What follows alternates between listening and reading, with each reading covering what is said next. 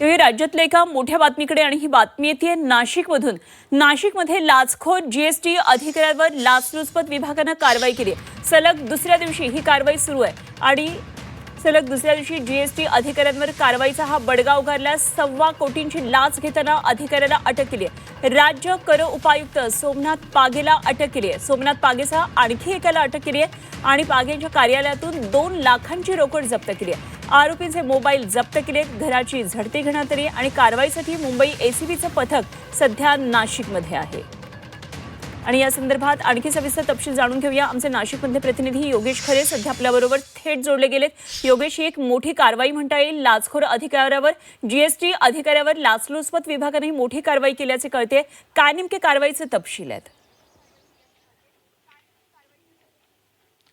खरं आहे, एकूणच स्टेट जीएसटी आणि सेंट्रल जीएसटी असे 2 प्रकार जीएसटी वसूल करताना असतात। म्हणजे जो कर असतो ती कर प्रणाली या 2 प्रकारामध्ये होते। पण राज्याच्या कर विभागाच्या कार्यालयामध्ये हा सर्व प्रकार घडलेला आहे। आपण बघू शकतो नाशिकच्या पाथर्डी परिसरामध्ये हे सेल टॅक्स ऑफिसचं कार्यालय आहे। याच कार्यालयामध्ये जीएसटीचं सुद्धा कार्यालय या ठिकाणी आहे आणि याच कार्यालयात असलेले जे अधिकारी आहेत, सहाय्यक आयुक्त मच्छिंद्र दोंदे आणि राज्यकर उपायुक्त सोमनाथ पागे, या दोघांनीही एकूणच एका व्यावसायिकाविरोधामध्ये कारवाईचा तपास जो होता तो पूर्ण करण्यासाठी 1.25 कोटी रुपयांची मागणी केलेली होती आणि संपूर्ण प्रकरण मिटवण्यासाठी अखेर 1 कोटी रुपयावर तडजोड झाली होती।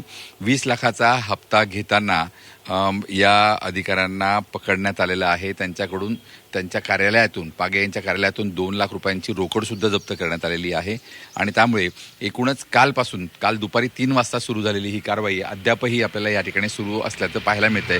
आपण बघू शकतो की एसीबीचे जे पोलीस आहेत ते सुद्धा या ठिकाणी अजून तळ ठोकून आहेत। जर आपण गाडी बघितली तर या सगळ्या मुंबईच्या पथकाच्या या गाड्या आहेत, MH01 क्रमांकाच्या, आणि या सर्व वाहनांचा ताफा हा या परिसरामध्ये आपल्याला दिसून येतोय।